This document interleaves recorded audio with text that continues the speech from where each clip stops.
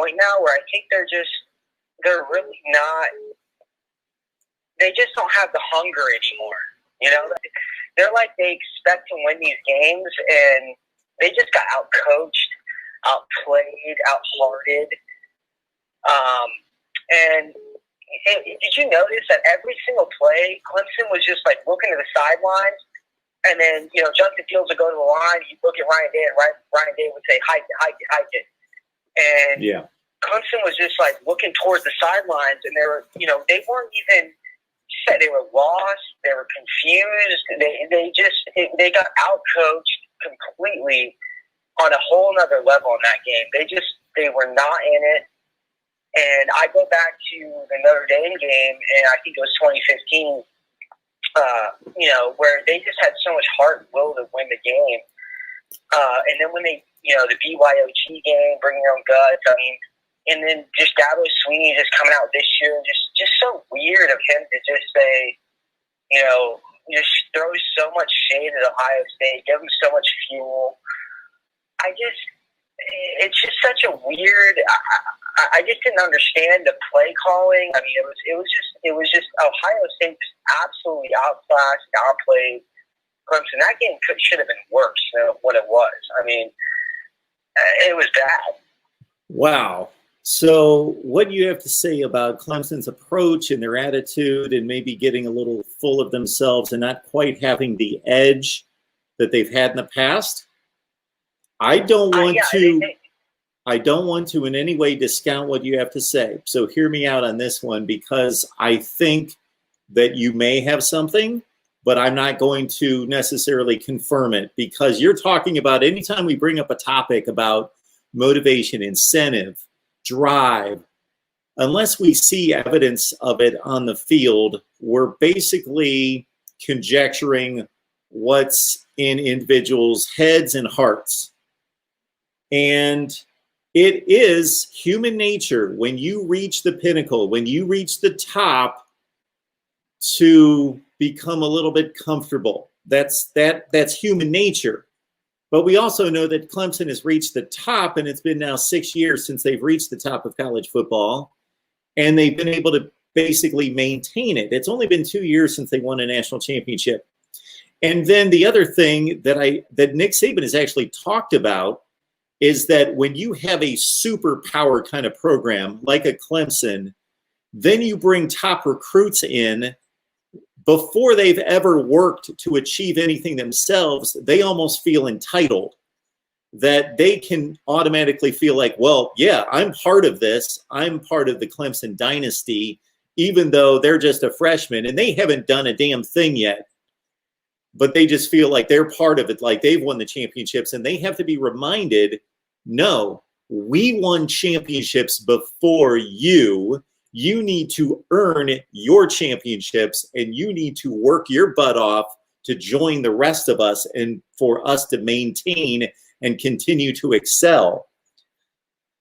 I got to think that Clemson is doing a pretty damn good job of maintaining their excellence, but it is human nature to lose your edge. Let's also understand that, Brandon, there's a winner and a loser.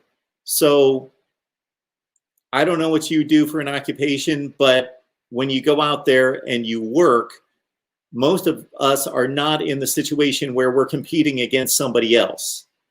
We're just going out selling insurance or working at the factory, and if we do a good job, we do a good job. We don't have somebody telling us at the end of the day, you won or you lost.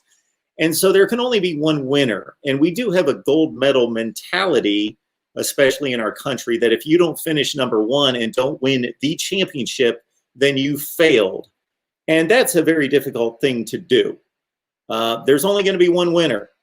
And so even after the Alabama and Ohio State play next Monday night, even if they play a ridiculously competitive, down-to-the-wire game where everybody leaves their bloods and guts out on the field and it's 45-41, there are going to be people out there that are like, Ryan Day, you're a loser, you lost, or Justin Fields, you threw a last-second interception, you suck, or Alabama sucks, or whomever, because we have this mentality that if you don't win it all, then you're a loser. And I just don't want to quite go to that degree. But you may have something there. You may have a legitimate claim that Clemson has lost its edge. It's possible. Yeah, I mean, every game we've come into that, into the game, a playoff game, I'm saying, that we are little old Clemson. We're not supposed to be here. And now that we've been here for so long, everyone's just like, we're supposed to be here. So, teams are kind of playing at a better edge than we are playing. When did that start, though? When did that start? Because you certainly didn't carry that into last year's game against Ohio State. 2018. I think it started in 2018. So you won a national championship winning, but believing that you were too good for everyone else?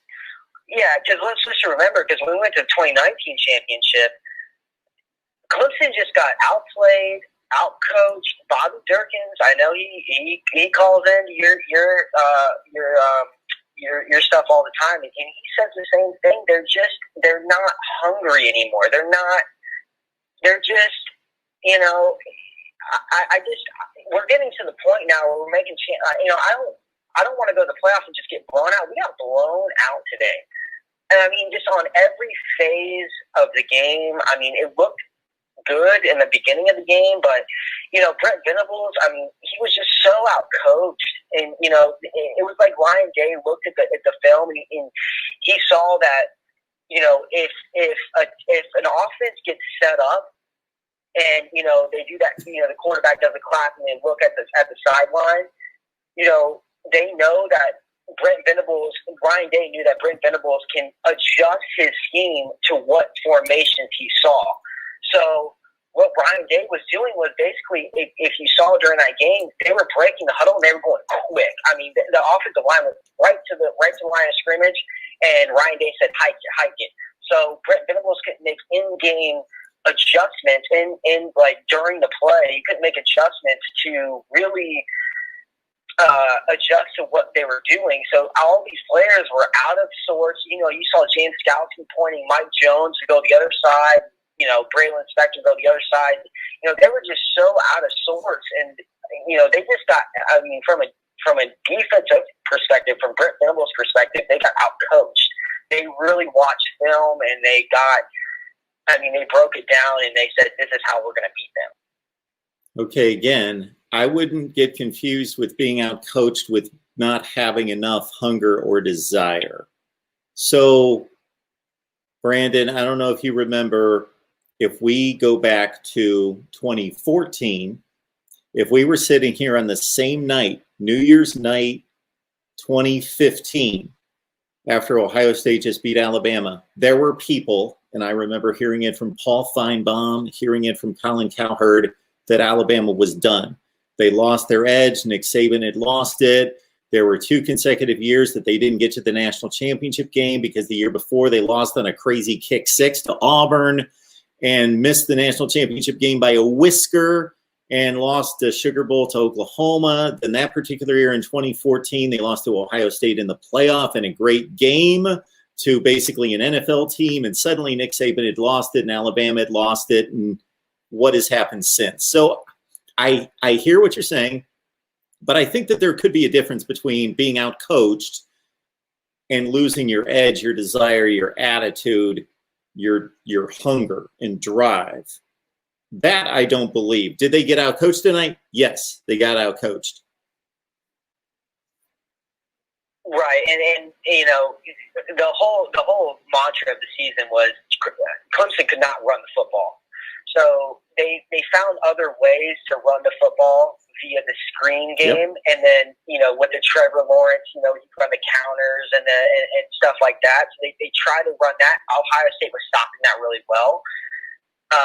But any team in the country, you can go. If Alabama lost Jalen Waddle, if they would have lost Devontae Smith, or if Ohio State would have lost Garrett Wilson and Chris Olave, if you go to Clemson, they lost. The whole season, Joseph Ngata didn't play. He's supposed to be the best receiver in the room. And, Justin Ross didn't play all year, so and then Frank Gladson, which he didn't really play at all that night. I don't know what's going on with him. I don't know if he's just not that good. I don't know what's going on with him.